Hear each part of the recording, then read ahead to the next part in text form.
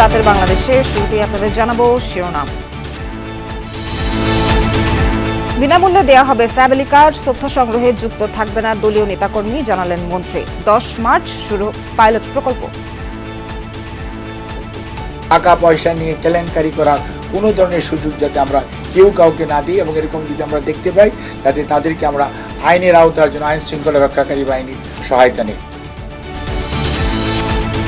দায়িত্ব নিলেন 6 সিটির রাজনীতিবিদ প্রশাসক। সব কর্পোরেশনে ভোট হবে ধাপে ধাপে। শেরপুর 3 ও বগুড়া 6 আসনে উপনির্বাচন 9 এপ্রিল। বিডিআর হত্যাকাণ্ডে বিস্ফোরক মামলায় আসামি হচ্ছেন শেখ হাসিনা সহ কয়েকজন। খতিয়ে দেখা হবে ট্রাইব্যুনালের সাবেক আইজিপি মামুনকে রাজসাক্ষী করতে ঘুষের অভিযোগ। আমি আমার কোনো প্রসিকিউটর বা ট্রাইব্যুনালে জড়িত অন্য কেউ কোনো ধরনের করাপশনে জড়িত থাকলে তার বিরুদ্ধে কঠোর আইনগত ব্যবস্থা নেওয়া হবে।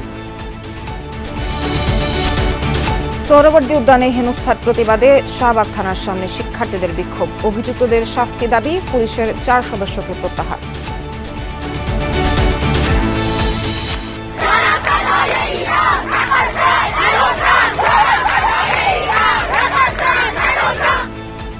আবারও সরকার বিরোধী বিক্ষোভে উত্তাল ইরান। সমঝোতা না হলে কঠিন পরিণতির হুমকি ট্রাম্পের। প্রতারণা করা হলে পাল্টা জবাব দেওয়ার হুঁশিয়ারি তেহরানের।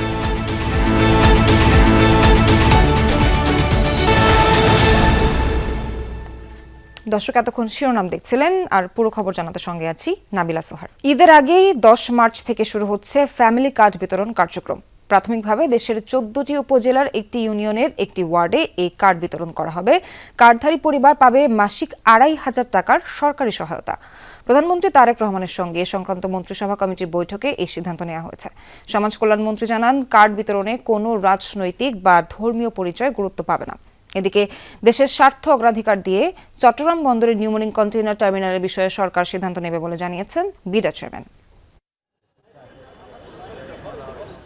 দেশের হতদরিদ্র, দরিদ্র ও স্বল্প আয়ের নারীদের স্বাবলম্বী করতে ফ্যামিলি কার্ড দেওয়ার রাজনৈতিক প্রতিশ্রুতি ছিল বিএনপি সরকারের। ক্ষমতায় আসার পর এ বিষয়ে সবচেয়ে বেশি গুরুত্ব দেন প্রধানমন্ত্রী তারেক রহমান।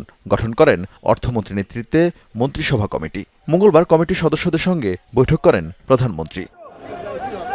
তাদের সুপারিশে দেশের 14টি জেলা দিয়ে শুরু হচ্ছে কার্ড বিতরণের পরীক্ষামূলক কার্যক্রম। কার্ডধারী পরিবারকে চাল, ডাল, লবণ সহ নিত্যপণ্য কিনতে দেওয়া হবে মাসিক 2,500 টাকা করে। 10 মার্চ এই কার্যক্রমের উদ্বোধন করবেন সরকার প্রধান। সেই 14টি জেলার উপজেলার মধ্যে থেকে একটা ইউনিয়নের একটা ওয়ার্ডকে আমরা ইউনিভার্সালি এখানে আপনার ফ্যামিলি কার্ড বিতরণ করা হবে, এবং সেটার উদ্বোধন করবেন মাননীয় প্রধানমন্ত্রী ইনশাআল্লাহ আগামী 10ই মার্চ। প্রথম একটা ওয়ার্ড, তারপর একটা ইউনিয়ন, তারপর আরেকটি ইউনিয়ন, এভাবে আমরা গ্র্যাজুয়ালি এটাকে কভার করব, এবং এভাবেই সারা বাংলাদেশ এটার সেবা পাবে।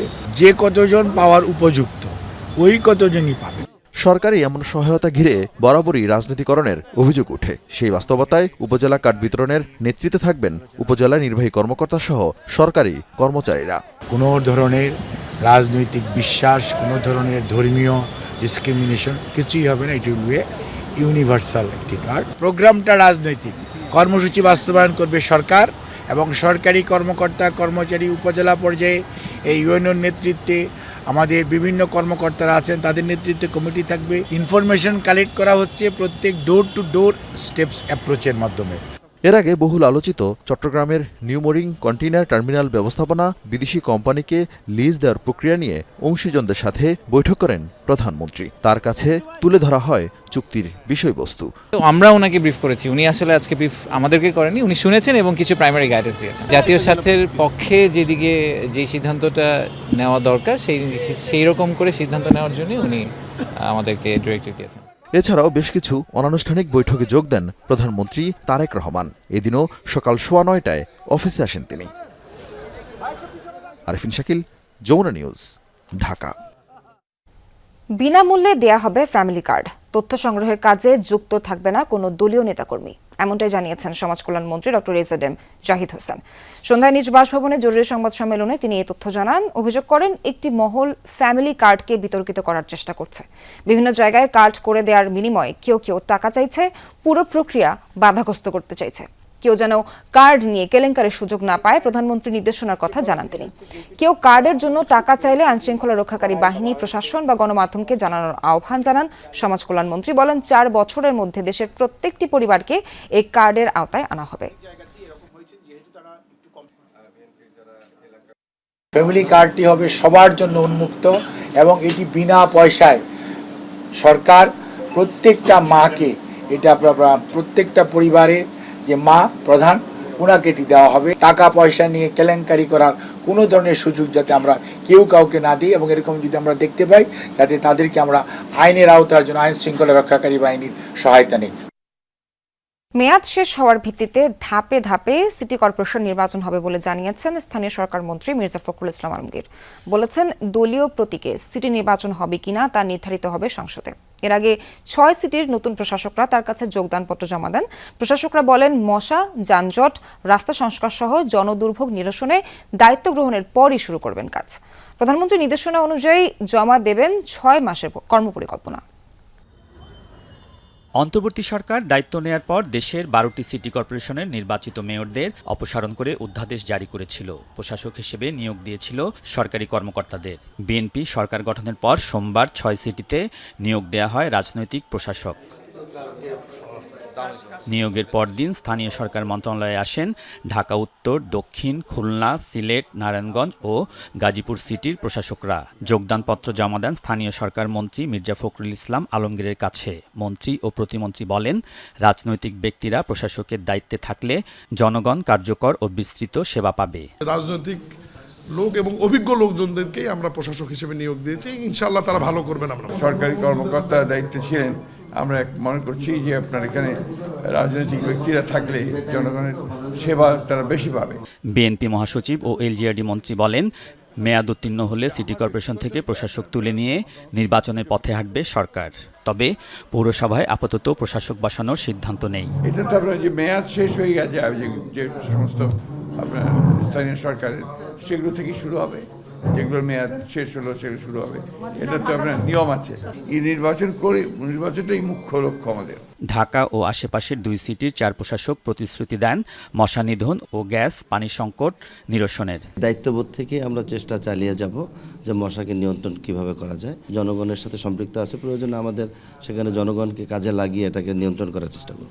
বর্জ্য, রাস্তাঘাট ভাঙচুর বিভিন্ন এগুলোকে আমি প্রথমে অপসারণ করব এবং কি ক্লিন সিটি হিসাবে এবং গ্রিন সিটি হিসাবে আমি সেটার উপরে প্রথমেই কাজ করব। বর্তমানে অত্যন্ত সমস্যা সংকলিত একটা মহানগরী। এখানে রাস্তাঘাট একদম ভাঙা, এত যানজট, ঢাকাতেও এত যানজট নাই। নারায়ণগঞ্জের যে অবস্থা, সেটা একটা অটো রিকশার শহরে পরিণত হয়েছে। মানুষ আপনার কোথাও চলাফেরা করতে পারে না। আমরা অন্তত চেষ্টা করব যে জনগণের যে সমস্ত অভাব অভিযোগ যেগুলো আছে সেগুলো আমাদের পর্যায়ে, যেগুলো সমাধান করার সেগুলো আমাদের পর্যায়ে করব। যেগুলো আমাদের পর্যায়ে সম্ভব না সেগুলো সরকারের কাছে আমরা তুলে ধরব। খুলনা ও সিলেট সিটি কর্পোরেশনের প্রশাসকরাও জনদুর্ভোগ নিরসনের আশ্বাস দিয়েছেন। মূলত কাজ হচ্ছে সিটি কর্পোরেশনের নগরবাসীকে সুন্দর সার্ভিস দেওয়া এবং গত 18 মাসে যেটি সম্ভব হয় নাই, আসলে রাজনৈতিক নেতৃত্বই পারে জনগণের কাছাকাছি থেকেই জনগণের দুর্ভোগ লাঘবে কাজ করতে। প্রথম কাজটাই হবে মানুষকে স্বস্তিদায়ক যে কাজগুলো এখন রমজানের সময়, সুপেয় পানি, ট্রাফিক কনজেশন, রাস্তাঘাট মেরামত, এই সমস্ত প্রায়োরিটি দেওয়া। এরপর মন্ত্রিপরিষদ বিভাগে প্রধানমন্ত্রী তারেক রহমানের সঙ্গে দেখা করেন 6 সিটি প্রশাসক। প্রধানমন্ত্রী তাদের 6 মাসের পরিকল্পনা দেওয়ার নির্দেশনা দিয়েছেন। বুধবার 6 সিটি কর্পোরেশনের দায়িত্বভার গ্রহণ করবেন প্রশাসকরা। এরপর প্রতিশ্রুতি অনুযায়ী জনগণের দুর্ভোগ লাঘবে কাজ প্রোগ্রাম শুরু করবেন তারা। আলমগীর স্বপন, যমুনা নিউজ, ঢাকা। শেরপুর 3 এবং বগুড়া 6 আসনে উপনির্বাচন অনুষ্ঠিত হবে 9 এপ্রিল। সকাল 7:30 থেকে 4:30 পর্যন্ত 2টি আসনে হবে ভোট গ্রহণ। বিকেলে নির্বাচন ভবনে এক ব্রিফিংয়ে এই তথ্য জানান ইসি সচিব আক্তার আহমেদ। বলেন 2 মার্চ পর্যন্ত দাখিল করা যাবে মনোনয়নপত্র, 5 মার্চ পর্যন্ত চলবে যাচাই বাছাই। আপিল দায়ের করা যাবে 6 থেকে 10 মার্চ, আর নিষ্পত্তি চলবে 11 মার্চ পর্যন্ত। প্রার্থিতা প্রত্যাহারের শেষ তারিখ 14 মার্চ। প্রতীক বরাদ্দ দেয়া হবে তার পরদিন 15 মার্চ। 12 ফেব্রুয়ারি অনুষ্ঠিত হওয়া ত্রয়োদশ জাতীয় সংসদ নির্বাচনে বগুড়া 6 ও ঢাকা 17 আসনে নির্বাচিত হন তারেক রহমান। পরে 16 ফেব্রুয়ারি তিনি ঢাকা 17 আসনের প্রতিনিধিত্বের সিদ্ধান্ত জানিয়ে কমিশনে ঘোষণাপত্র দাখিল করেন। ফলে একই দিন থেকে বগুড়া 6 আসনটি শূন্য ঘোষণা করা হয়। অন্যদিকে গত 3 ফেব্রুয়ারি রাতে কিডনি রোগে চিকিৎসাধীন অবস্থায় মারা যান শেরপুর 3 আসনের জামায়াত প্রার্থী নুরুজ্জামান বাদল। বৈধ প্রার্থীর মৃত্যু হওয়ায় গণপ্রতিনিধিত্ব আদেশ আরপিও অনুযায়ী ওই আসনের নির্বাচন স্থগিত করে ইসি।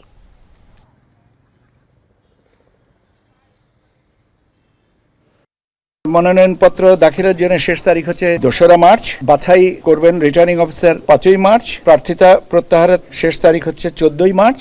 পোস্টাল ব্যালট এবং আইসিপিভি এবং ওসিবি থাকবে। পিলখানা হত্যাকাণ্ডের বিস্ফোরক মামলার সাক্ষীদের জবানবন্দিতে হত্যাকাণ্ডে শেখ হাসিনা, শেখ তাপস, জাহাঙ্গীর কবির নানক সহ আওয়ামী লীগ নেতাদের নাম আসায় তাদের বিরুদ্ধে মামলা করা হবে বলে জানিয়েছেন রাষ্ট্রপক্ষের আইনজীবী। সাক্ষ্যতে উঠে আসে শেখ হাসিনার নির্দেশে হত্যার নীল নকশা করেন শেখ তাপস। এদিকে আসামি পক্ষের আইনজীবীরা বলছেন 17 বছর ধরে মামলার ঘানি টানতে টানতে ক্লান্ত তারা, দ্রুতই নিষ্পত্তি চান। পিলখানা হত্যাকাণ্ডে 17 বছর পেরিয়ে গেলেও বিস্ফোরক আইনের মামলাটি এখনও ঝুলে আছে বিচারিক আদালতে। বিস্ফোরক আইনের মামলায় 850 জনকে আসামি করা হয়, যার অধিকাংশই একই ঘটনায় করা হত্যা মামলার আসামি। হত্যা মামলাটিও ঝুলে আছে সর্বোচ্চ আদালতের আপিল বিভাগে। মামলা থেকে জামিন পেতে বছরের পর বছর আইনি লড়াই চালিয়ে যান আসামিরা। 5 আগস্ট জুলাই অভ্যুত্থানের পর বিস্ফোরক মামলা থেকে ধাপে ধাপে জামিন পায় 300 জন আসামি। একই সঙ্গে চলতে থাকে মামলার সাক্ষ্য গ্রহণ। 1200 সাক্ষীর মধ্যে এখন পর্যন্ত সাক্ষ্য নেওয়া হয়েছে প্রায় 300 জনের। সেই সাক্ষ্য গ্রহণে উঠে আসে চাঞ্চল্যকর তথ্য। কেরানীগঞ্জ কেন্দ্রীয় কারাগারের অস্থায়ী আদালতে দেয়া একাধিক সাক্ষী তাদের জবানবন্দিতে বলেন, শেখ হাসিনার নির্দেশে হত্যাকাণ্ডের নীল নকশা করেন শেখ ফজলে নূর তাপস। তাপসের সঙ্গে বিভিন্নভাবে সহযোগিতা করেন জাহাঙ্গীর কবির নানক, মির্জা আজম, মাহবুব আরা গিনি সহ বেশ কয়েকজন আওয়ামী লীগ নেতা। সাবেক প্রধানমন্ত্রী শেখ হাসিনা, তৎকালীন মেয়র ব্যারিস্টার তাপস, স্বরাষ্ট্রমন্ত্রী সাহারা বেগম, তারপরে বেশ কয়েকজন সংসদ সদস্য সহ তাদের নাম এসেছে। কিছু আওয়ামী লীগ স্থানীয় নেতাদের নামও এসেছে। বিস্ফোরক মামলার বিষয়ে চিফ পাবলিক প্রসিকিউটর জানান, পিলখানা হত্যাকাণ্ডে জড়িত থাকায় শেখ হাসিনা, শেখ ফজলে নূর তাপস সহ আওয়ামী লীগ নেতাদের নাম আসায় তাদের বিরুদ্ধেও মামলা করা হবে। আমাদের কাছে যেসব তথ্য এসেছে এগুলোর ব্যাপারে আমরা আইনানুগভাবে যেটা অগ্রসর হওয়া যায় সেইটুকু আমরা বিবেচনায় রাখছি। এদিকে আসামি পক্ষের আইনজীবী বলছেন, 17 বছর ধরে মামলা লড়তে লড়তে ক্লান্ত তারা। মামলা দ্রুত নিষ্পত্তি করতে সরকারের প্রতি আহ্বান জানান। বিডিআরের এই ঘটনাটা কতটা পলিটিক্যাল, এইটা তদন্ত রিপোর্টের মাধ্যমে পুরোপুরি পরিষ্কার হয়েছে। এই কর্মকাণ্ড যারা ঘটিয়েছেন তারা আসামি হন নাই। এদিকে পিলখানা হত্যাকাণ্ড নিয়ে অন্তর্বর্তী সরকার একটি পূর্ণাঙ্গ প্রতিবেদন দাখিল করলেও বিএনপি সরকার জানিয়েছে পৃথক কমিশন করে পুনর্তদন্ত করা হবে। রাব্বি হোসেন, যমুনা নিউজ, ঢাকা।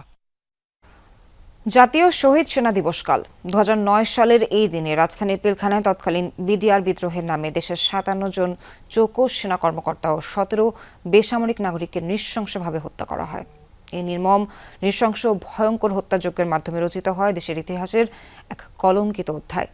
25 ফেব্রুয়ারির ক্ষত আজও পীড়া দেয় দেশবাসীকে। সরকারি সিদ্ধান্ত অনুযায়ী গত বছর থেকে পিলখানা ট্র্যাজেডির এই দিনটিকে জাতীয় শহীদ সেনা দিবস হিসেবে পালন করা হচ্ছে।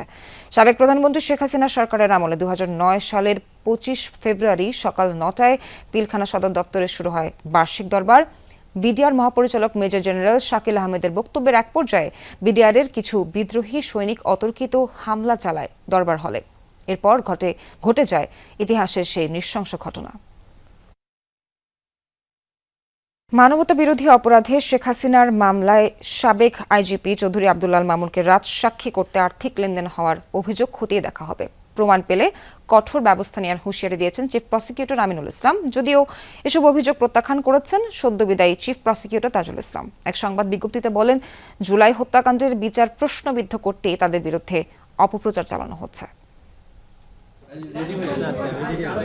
আন্তর্জাতিক অপরাধ ট্রাইব্যুনালের চিফ প্রসিকিউটর হিসেবে তাজুল ইসলামের নিয়োগ বাতিল করার পরপর তাজুল ইসলাম ও প্রসিকিউটর তামিমকে নিয়ে বিস্ফোরক মন্তব্য করে বসেন প্রসিকিউশন টিমের সদস্য বিএম সুলতান মাহমুদ। তাজুল ইসলাম ও প্রসিকিউটর তামিমের বিরুদ্ধে জুলাই হত্যাকাণ্ডে শেখ হাসিনার মামলার আসামি সাবেক আইজিপি চৌধুরী আবদুল্লাল মামুনকে রাজসাক্ষী করতে বিপুল পরিমাণ আর্থিক লেনদেন করা হয়েছে বলে অভিযোগ তোলেন। এমনকি আশুলিয়ায় লাশ পোড়ানোর মামলার আসামি শেখ আফজালুলকে রাজসাক্ষী করে খালাস দিতে টাকা লেনদেন হয়েছে বলে তাজুল ইসলাম ও গাজী তামিমের বিরুদ্ধে অভিযোগ তোলেন তিনি। পরে এ নিয়ে শুরু হয় সমালোচনা। যদিও সেই অভিযোগ প্রত্যাখ্যান করেছেন তাজুল ইসলাম ও গাজী তামিম। এক সংবাদ বিজ্ঞপ্তিতে তাজুল ইসলাম জানায়, আর্থিক লেনদেনের অভিযোগ মিথ্যা ও বানোয়াট। জুলাই হত্যাকাণ্ডের বিচার প্রক্রিয়া প্রশ্নবিদ্ধ করতেই তাদের বিরুদ্ধে অপপ্রচার চালানো হচ্ছে। এই জাতীয় অভিযোগ আমরা তদন্ত করে দেখেছি, এগুলো সম্পূর্ণভাবে মিথ্যা। ব্যক্তিগত হিংসা চরিতার্থ করার জন্য যদি কেউ এই ধরনের কথা বলে, এটা খুবই দুর্ভাগ্যজনক। কারণ এইখানে ট্রাইব্যুনালের বিচার প্রক্রিয়াতে যা কিছু হয়েছে ট্রান্সপারেন্ট। এদিকে মঙ্গলবার ট্রাইব্যুনালে এক ব্রিফিংয়ে চিফ প্রসিকিউটর আমিনুল ইসলাম জানান, রাজসাক্ষী করতে আর্থিক লেনদেন হয়েছে কিনা তা খতিয়ে দেখা হবে। প্রসিকিউটরদের কেউ যদি আর্থিক কেলেঙ্কারিতে জড়িত থাকে তাহলে তাদের বিরুদ্ধে কঠোর ব্যবস্থা নেওয়ার হুঁশিয়ারি দেন আমিনুল ইসলাম। আমি আমার কোনো প্রসিকিউটর বা ট্রাইব্যুনালে জড়িত অন্য কেউ কোনো ধরনের করাপশনে জড়িত থাকলে তার বিরুদ্ধে কঠোর আইনগত ব্যবস্থা নেওয়া হবে। আমরা প্রমাণ করে দেব যে এই ট্রাইব্যুনাল সম্পূর্ণরূপে করাপশন ফ্রি একটি ট্রাইব্যুনাল হিসেবে আন্তর্জাতিক মানের যে বিচার, সেই মানের একটি বিচার এখানে অনুষ্ঠিত হবে। এখানে বিচারের বাইরে অন্য কোনো আলোচনা আমরা প্রশ্রয় দেব না। আমিনুল ইসলাম জানান, জুলাই হত্যাকাণ্ডের চলমান মামলাগুলোর তদন্ত সঠিকভাবে হয়েছে কিনা তাও যাচাই বাছাই করা হবে। ভুল বা অনিয়ম থাকলে আইন অনুযায়ী সিদ্ধান্ত নেবেন। ইনভেস্টিগেশনগুলো যথার্থ হয়েছে কিনা এগুলো সব কিছু আমি দেখব। রাব্বি হোসেন, যমুনা নিউজ, ঢাকা। সোমবার রাতে সোহরাওয়ার্দী উদ্যানে হেনস্থার প্রতিবাদে রাজধানীর শাহবাগ থানার সামনে বিক্ষোভ করেছেন ঢাকা বিশ্ববিদ্যালয়ের শিক্ষার্থীরা। অভিযুক্ত পুলিশ সদস্যদের শাস্তি দাবি জানান তারা। এই ঘটনায় 4 পুলিশ সদস্যকে প্রত্যাহার করা হয়েছে।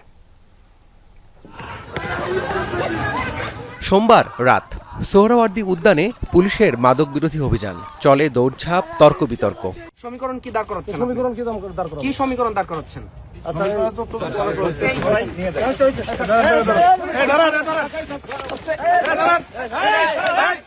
অভিযানের এক পর্যায়ে চড়াও হয় পুলিশ। এ সময় সংবাদ সংগ্রহ করতে যাওয়া কয়েকজন সাংবাদিক আহত হন বেধড়ক মারধরে। পেশাগত পরিচয় দেবার পরও পেটায় অতি উৎসাহী কয়েকজন। বাংলা নিউজের এক সাংবাদিককে হামলা করেছে পুলিশ। এ ঘটনায় ক্ষুব্ধ ভুক্তভোগী সাংবাদিক ও শিক্ষার্থীরা। তাদের অভিযোগ, কোনো কারণ ছাড়াই তাদের মারধর করেছে পুলিশ।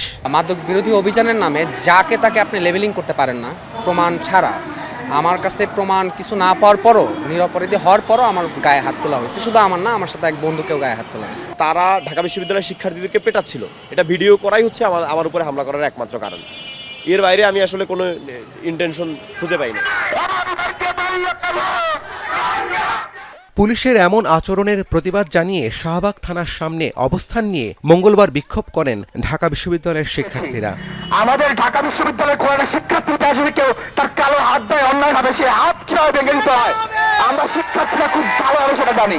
আমরা দেখি যে শাহবাগ থানা থেকে যখন অভিযান বের হয়, তখন ডিসি মাসুদ সাহেব 10-12টা পেজ নিয়ে লাইভ করতে করতে তারপর অভিযানে যায়। এইটা মানে সাইরেন বাজিয়ে 14তে যাওয়ার মধ্যে একটা ব্যাপার। আপনার যদি আসলে নিয়ত থাকে আপনি মাদক ব্যবসায়ী ধরবেন, আপনি কি লাইভে দেখা যাবেন নাকি যে আপনি মাদক যাচ্ছেন? ওইখানে আমরা এডিসিকে জিজ্ঞেস করছিলাম যে এখানে যে আক্রমণ করছে, আক্রমণের নেতৃত্ব দেওয়ার লোকটার নাম বলেন। সেই ডিসি মাসুদের নাম নিতে পারছে না। তো যে ডিসি মাসুদ যে আক্রমণ করছে, অপরাধীর নাম যে নিতে পারছে না, সে কিসের তদন্ত করবে, কিসের ভরসা দিবে? লিখিত অভিযোগ দাখিলের পরামর্শ দিয়ে অভিযানকালে অনাকাঙ্ক্ষিত ঘটনার কথা জানায় পুলিশ। দায়ীদের বিরুদ্ধে ব্যবস্থা নেওয়ার কথাও জানিয়েছে ডিএমপির রমনা জোন। কালকে যেটা হয়েছিল যে উনি যেভাবে অত রাত্রে ওখানে ছিলেন, আসছিলেন কোত্থেকে, ওনার মানে অঙ্গভঙ্গি, অ্যাটিটিউডটা কিন্তু সেভাবে ছিল না, কথা কাটাকাটি করছিলেন যেভাবে। যাই হোক, তার পরিপ্রেক্ষিতে কিন্তু একটা ঘটনা ঘটে যায়। তো এটাকে নিয়ে কিন্তু আমরা কাজ করছি। অলরেডি যে 4 জন পুলিশ সদস্যটাকে আইডেন্টিফাইড করা হয়েছে। তদন্ত সাপেক্ষে ওদের বিরুদ্ধে কিন্তু যে হলে আমরা ব্যবস্থা গ্রহণ করব। বিতর্কিত কর্মকাণ্ড পরিহার করে পুলিশকে জনকল্যাণমুখী কাজে সম্পৃক্ত হওয়ার আহ্বান জানিয়েছেন ঢাকা বিশ্ববিদ্যালয়ের এই শিক্ষক ও অপরাধ বিশেষজ্ঞ। মূলত যাদেরকে আইনের আওতায় আনতে হবে সেটি হচ্ছে এখানে মাদক বিক্রি করছে কে, কারা সাপ্লাই দিচ্ছে এবং এই মাদক বিক্রির পেছনের পৃষ্ঠপোষক কারা। এদের বিরুদ্ধে যদি পুলিশ অনেক বেশি আইনগত প্রক্রিয়ার মাধ্যমে তাদেরকে দমন করে, তাদের এই অবস্থাগুলোকে নিয়ন্ত্রণ করে, তখন সাধারণ মানুষ সেই জায়গাতে তাদেরকে বাহবা দিবে অথবা ইতিবাচকভাবে গ্রহণ করবে। রাবি সিদ্দিকী, যমুনা নিউজ, ঢাকা।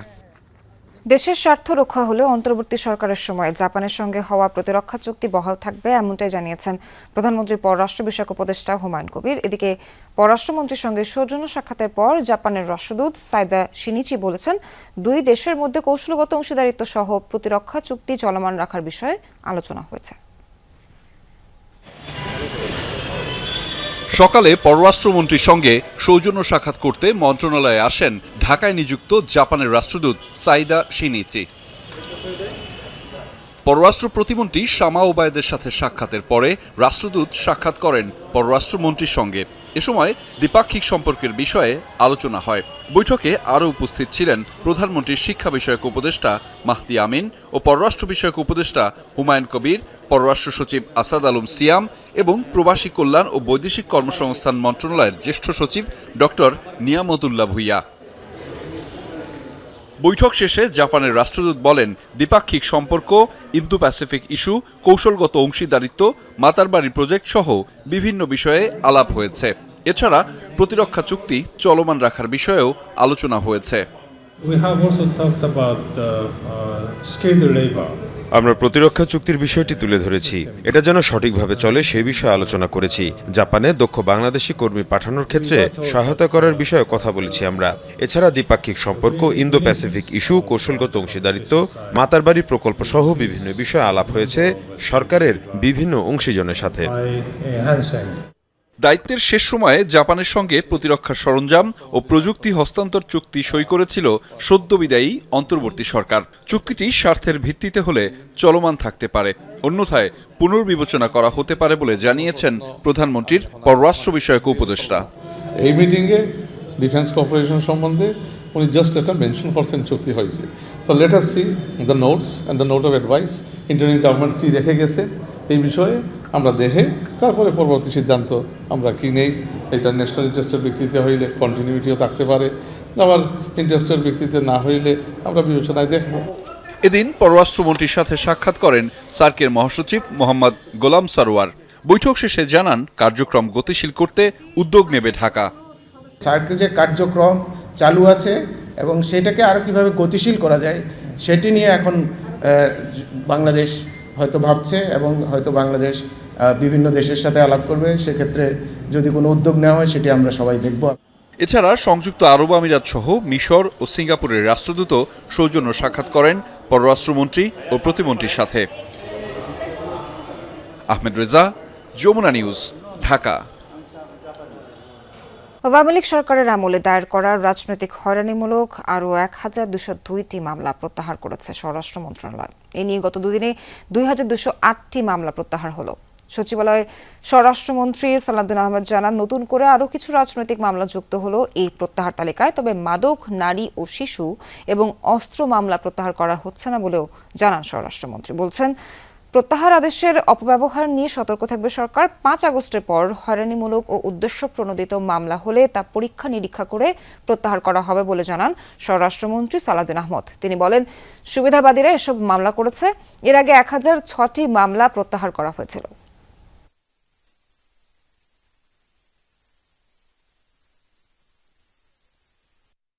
আমরা আজকেও 1202টা মামলা প্রত্যাহারের অনুমোদন দিয়েছি, যেগুলো ফেসিবাদের সময়, বিগত ফেসিবাদী সরকারের সময় রাজনৈতিক উদ্দেশ্য প্রণোদিত মামলা ছিল। এগুলো সত্যিকারভাবে যেগুলো রাজনৈতিক উদ্দেশ্যে দেয়া, এগুলো যাচাই বাছাই করে পুনরায় রাজনৈতিক মামলাগুলো প্রত্যাহারের বিষয়ে আমরা আর একটা উদ্যোগ নিচ্ছি। তিস্তা প্রকল্পে আগ্রহ প্রকাশ করেছে চীন। এই প্রকল্পটি করতে চায় তারাই, তথ্য জানিয়েছেন স্থানীয় সরকার মন্ত্রী মির্জা ফখরুল ইসলাম আলমগীর। সকালে সচিবালয়ে মির্জা ফখরুলের সাথে বৈঠক করেন চীনার রাষ্ট্রদূত ইয়াওয়েন। বৈঠক শেষে তিনি বলেন, প্রকল্প নিয়ে সরকারের পক্ষ থেকে এখনো কোনো সিদ্ধান্ত হয়নি। চীনের সাথে চলমান প্রকল্প অব্যাহত রয়েছে। এছাড়া স্থানীয় সরকারের ক্ষেত্রে কিভাবে চীনের সহযোগিতা পাওয়া যায় সেটি নিয়ে বৈঠকে আলোচনা হয়েছে। পরীক্ষিত পুরনো বন্ধু হিসেবে নতুন প্রকল্পেও তাদের আগ্রহ রয়েছে বলেও জানান স্থানীয় সরকার মন্ত্রী। বলেন, চীন সফরে প্রধানমন্ত্রী তারেক রহমানকে আমন্ত্রণ জানিয়েছে দেশটি। আমরা তিস্তার সমস্যার সমাধান চাই এবং সেটা চায়না নিজেরাই অফার করেছে যে তারা করতে চায়। সেটা আমাদের গভর্নমেন্টের সিদ্ধান্ত হবে, তখন আমরা সে ব্যাপারে জানাতে পারবো। তবে আমাদের মিনিস্ট্রির যে সমস্ত প্রকল্পগুলো আছে সেগুলো অনগোয়িং আছে এবং আরো কিভাবে বাড়ানো যায় তাদের সঙ্গে কোঅপারেশন, সেই চেষ্টাটা আমরা করছি।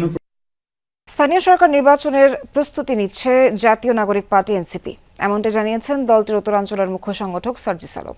রাজধানীর বাংলা মোটরে এনসিপির কেন্দ্রীয় কার্যালয়ে সংবাদ সম্মেলনে কথা বলেন তিনি। বলেন, আগামীতে দেশ নতুন একটা গণতান্ত্রিক উত্তরণের পথে যাচ্ছে। এনসিপি তৃতীয় প্রধান রাজনৈতিক দল হিসেবে আত্মপ্রকাশ করেছে। এ সময় তিনি বলেন, নানা প্রতিকূলতার মধ্য দিয়ে জাতীয় নির্বাচন পার করেছে এনসিপি, তাই স্থানীয় সরকার নির্বাচনে যাতে কোনো ধরনের ভুল না হয় সে বিষয়ে সজাগ থাকবে দলটি। বলেন, উপজেলা এবং সাংগঠনিক অঞ্চলে গিয়ে আগামী কয়েক সপ্তাহের মধ্যে স্থানীয় পর্যায়ে প্রাথমিকভাবে প্রার্থী ঘোষণা করা হবে। আমরা ঈদের পরই আমরা নতুন করে আমাদের এই যে স্থানীয় সরকার, যে আমাদের নির্বাচন পরিচালনা যে কমিটি, আমরা আমাদের সাংগঠনিক যে টিম, সেই টিম নিয়ে বাংলাদেশের প্রত্যেকটি সাংগঠনিক অঞ্চলে আমরা যাব এবং আমাদের এই নতুন উদ্যমে আমাদের এই কর্মযাত্রা শুরু হচ্ছে। এই যাত্রায় আপনাদের সাথে দেখা হবে। নতুন পুলিশ মহাপরিদর্শক হলেন মোহাম্মদ আলী হোসেন ফকির। স্বরাষ্ট্র মন্ত্রণালয়ের এক প্রজ্ঞাপনে তথ্য নিশ্চিত করা হয়েছে। এর আগে তিনি পুলিশের অতিরিক্ত আইজিপি ও আর্মড পুলিশ ব্যাটালিয়ন এপিবিএন এর প্রধান হিসেবে নিযুক্ত ছিলেন। মোহাম্মদ আলী হোসেন ফকিরকে পদোন্নতি দিয়ে নতুন আইজিপি পদে নিয়োগ দিল নবগঠিত সরকার। আলী হোসেন ফকির পুলিশ মহাপরিদর্শক বাহারুল আলমের স্থলাভিষিক্ত হলেন। আলী হোসেন ফকির বিসিএস 15 ব্যাচের কর্মকর্তা। ঢাকা মেট্রোপলিটন পুলিশ ছাড়াও তিনি নেত্রকোনা, ফেনী ও মাগুরার পুলিশ সুপার ছিলেন।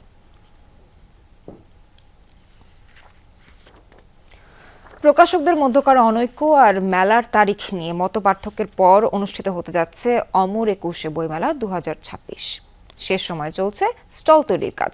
প্রধানমন্ত্রীর উদ্বোধনের আগেই প্রস্তুতি শেষ করতে চান প্রকাশকরা। পাঠকদের ব্যাপক সমাগমের আশা তাদের। বাংলা একাডেমির মহাপরিচালক জানান, বইমেলা ঘিরে সার্বিক প্রস্তুতি সম্পন্ন হয়েছে। মেলায় মব ঠেকাতে থাকবে বিশেষ নজরদারি। বিভিন্ন পক্ষের অবস্থান পাল্টা অবস্থান শেষে ঐক্যে পৌঁছেছেন প্রকাশকরা। 26 ফেব্রুয়ারি দুপুরে প্রধানমন্ত্রীর উদ্বোধনের অপেক্ষায় অমর একুশে বইমেলা 2026। সে লক্ষ্যেই চলছে স্টল তৈরির শেষ মুহূর্তের কাজ। এবার বইমেলায় কোনো প্যাভিলিয়ন থাকছে না। যেসব প্রকাশনী আগে থেকেই প্যাভিলিয়ন তৈরি করেছিল তারা পড়েছে বিপাকে। এখন নতুন করে স্টল তৈরিতে ব্যস্ত তারা। আশা করছেন উদ্বোধনের আগেই শেষ করতে পারবেন কাজ। রঙের কাজই বাকি, আর কোনো কাজ বাকি নেই।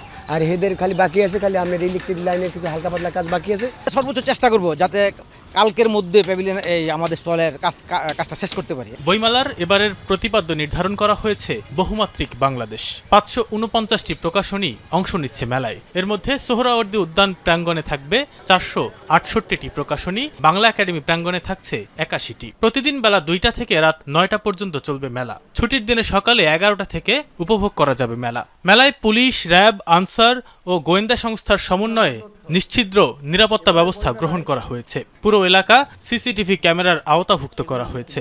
বাংলা একাডেমির মহাপরিচালক জানালেন, মব সন্ত্রাস ঠেকাতে থাকবে বিশেষ নজরদারি। রাষ্ট্র যদি কোনো বই নিষিদ্ধ করে তাহলে সেটার দায়ী দায়িত্ব আবার চলে যায় আইন শৃঙ্খলা রক্ষাকারী বাহিনীর কাছে। এটা আসলে বাংলা একাডেমির ব্যাপারই না। আমরা ভিন্নমত পোষণের ক্ষেত্রে গণতান্ত্রিক উপায় অবলম্বন করব। আমরা এটা আশা করব। একই সঙ্গে আমাদের যথেষ্ট পরিমাণ সতর্কতা এবং ব্যবস্থাও আমরা নিয়ে রেখেছি। এবার সোহরাওয়ার্দী উদ্যানের মাঝ প্রাঙ্গণে হচ্ছে শিশু চত্বর। বরাবরের মতোই প্রতি শুক্র ও শনিবার সকাল 11টা থেকে দুপুর 1টা পর্যন্ত চলবে শিশু প্রহর। শিশু কিশোরদের জন্য থাকবে চিত্রাঙ্কন, আবৃত্তি ও সঙ্গীত প্রতিযোগিতা। থাকছে লিটল ম্যাগাজিন চত্বর। প্রকাশকদের আশা, রমজানে মেলা শুরু হলেও যারা প্রকৃত পাঠক তারা মেলামুখী হবেন। বইপ্রেমী যারা 21শে কেন্দ্রিক যে বইপ্রেমীটা এরা সবাই আসবে, সাথে উৎসুক মানুষগুলো অবশ্যই আসবে। মেলায় যারা আসে তারা অন্যান্য বছর আসে, এবারও আসবে। বই কেনার জন্য অনেকের বাজেট থাকে, তারা বই কিনবে। মশার প্রাদুর্ভাব থেকে বাঁচতে মশক নিধনের ব্যবস্থা ও নিয়মিত পানি ছিটানো হবে বলে জানিয়েছে বাংলা একাডেমি। রমজানে থাকবে তারাবি নামাজের ব্যবস্থা। পাট, কাপড় ও কাগজের মতো পরিবেশ বান্ধব উপকরণ ব্যবহার বাধ্যতামূলক করা হয়েছে মেলায়। মেলা হবে সম্পূর্ণ পলিথিন ও ধূমপান মুক্ত। তানভীর সিদ্দিক, টিপু, যমুনা নিউজ, ঢাকা।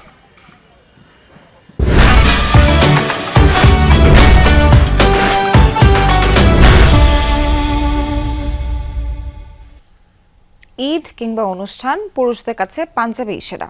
বছর ঘুরলে ফ্যাশনেও আসে পরিবর্তন, পাঞ্জাবির নকশায় আনা হয় বৈচিত্র্য। তবে এবারের ঈদ গরমে হওয়ায় বাজারে সুতি ও খাদি কাপড়ের পাঞ্জাবির চাহিদা বেশি। দাম নিয়ে অভিযোগ থাকলেও ঈদ আনন্দ মাটি করতে চান না কেউই। আগামী সপ্তাহ থেকে পাঞ্জাবির বিক্রি বাড়ার আশা বিক্রেতাদের।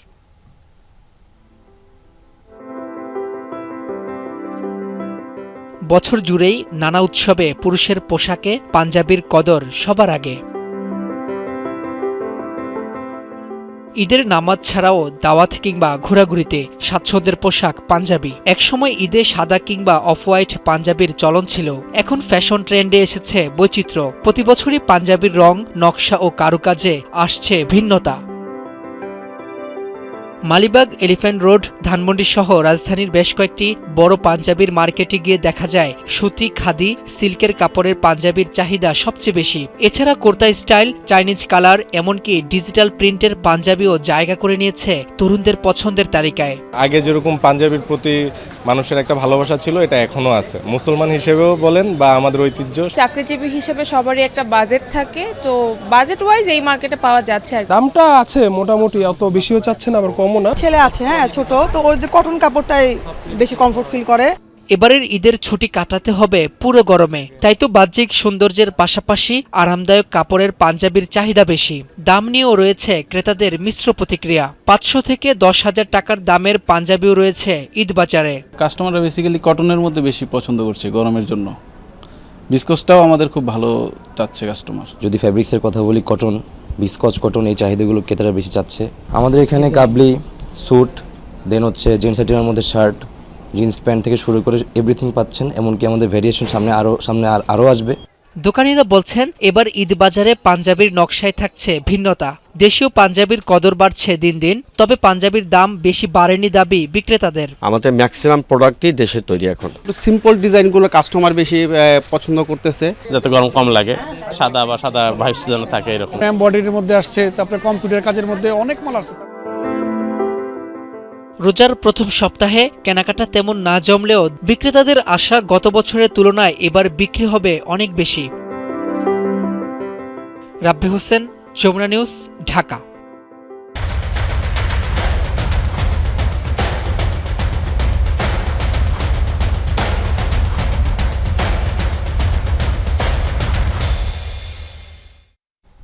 টি-20 বিশ্বকাপে সুপার 8-এ দিনের একমাত্র ম্যাচে লড়ছে পাকিস্তান ও ইংল্যান্ড। টস জিতে আগে ব্যাট করে 9 উইকেটে 164 রান করে পাকিস্তান। জবাবে শেষ খবর পর্যন্ত ইংল্যান্ডের সংগ্রহ 6 উইকেটে 159 রান। ব্যাট হাতে ইনিংস শুরু করতে নেমে আরও একবার ব্যর্থ সায়েম আইয়ুব। মাত্র 7 রান করে ফেরেন জফরা আর্চারের শিকার হয়ে। 5 রান করে আউট হন সালমান আলী। বাবর আজম ও ফখর জামান খেলেন 25 রানের ইনিংস। সুবিধা করতে পারেননি ওসমান খান ও মোহাম্মদ নওয়াজ। তবে সাহিবজাদা ফারহানের 50 আর শেষ দিকে শাদাব খানের ক্যামিওতে ইংল্যান্ডকে 165 রানের লক্ষ্য দেয় পাকিস্তান। রান তাড়ায় নেমে শুরুর বলেই ফিল সল্টকে ফেরান শাহিন আফ্রিদি। মাত্র 2 রান করে আফ্রিদির দ্বিতীয় শিকার হন জশ বাটলার। জেকব বেথেলকেও সাজঘরের পথ দেখান শাহিন। 8 রান করে ফেরেন বেথেল। এরপর টম বেন্টনকে উসমান তারিক ফেরালেও ব্যাট হাতে ঝড় তোলেন হ্যারি ব্রুক। স্যাম কারেনকে ফিরিয়ে আবারও আঘাত হানেন তারিক। সেঞ্চুরি হাঁকিয়ে শাহিনের বলে বোল্ড হন ব্রুক।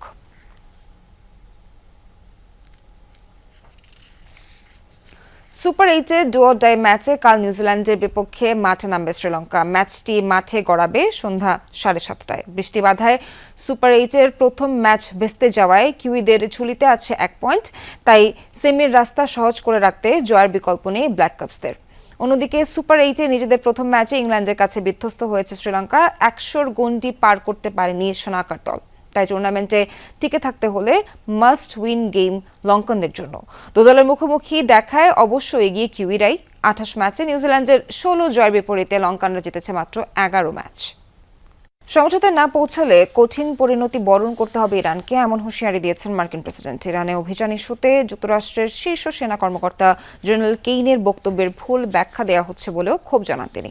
তবে পাল্টা হুমকি জানিয়ে তেহরান বলছে প্রতারণার শিকার হলে জবাব দিতে প্রস্তুত তারাও। এদিকে ইরান জুড়ে অব্যাহত আছে সরকার বিরোধী বিক্ষোভ। আবারও বিক্ষোভে উত্তাল ইরান। তৃতীয় দিনের মতো সরকার পতনের দাবিতে প্রতিবাদ সমাবেশ চলছে দেশটির বিভিন্ন বিশ্ববিদ্যালয়ে। তেহরান ইউনিভার্সিটির পাশাপাশি আল জাহরা, আমির কবিরের মতো প্রতিষ্ঠানগুলোতে চলছে ক্ষোভ। পোড়ানো হয় ইরানের জাতীয় পতাকা। একদিকে অভ্যন্তরীণ অস্থিরতা, অন্যদিকে ইরানকে ঘিরে যুক্তরাষ্ট্রের যুদ্ধ প্রস্তুতি। এই অবস্থায় তেহরান বলছে সংঘাতের চেয়ে আলোচনাকেই প্রাধান্য দিতে চায় তারা। তবে আক্রান্ত হলে বিন্দুমাত্র ছাড় নয়। আমাদের অবস্থান স্পষ্ট, সেটি হলো পারমাণবিক ইস্যুতে সিদ্ধান্তে পৌঁছানো এবং মার্কিন নিষেধাজ্ঞা শেষ করা। আশা করি আগামী 2-3 দিনের মধ্যে আরেকটি রাউন্ডের আলোচনা হবে। তবে আমরা যদি দেখি যুক্তরাষ্ট্র আমাদের সাথে প্রতারণা করছে, আমরা অবশ্যই যথোপযুক্ত অবস্থান নেব। আমাদের সামরিক বাহিনী অবশ্যই আরও সতর্ক থাকবে। এদিকে মার্কিন প্রেসিডেন্ট ডোনাল্ড ট্রাম্পের হুঁশিয়ারি, সমঝোতায় ব্যর্থ হলে কঠিন পরিণতি ভোগ করতে হবে ইরানকে।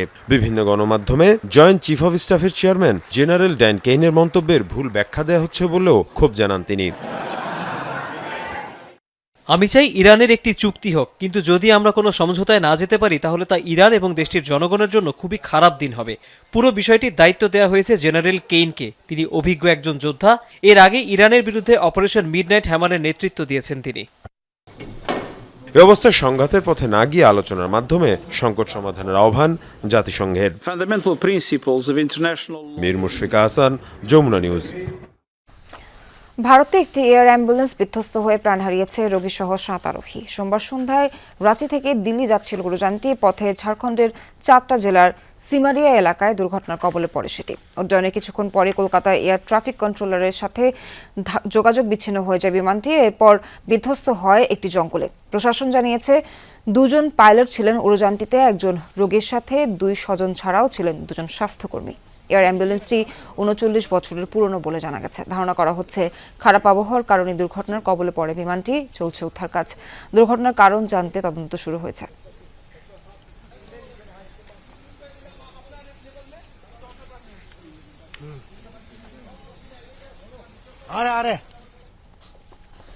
সে সাথে এখনকার মতো শেষ করছি রাতের বাংলাদেশের আয়োজন। সঙ্গে থাকার জন্য সবাইকে অনেক অনেক ধন্যবাদ।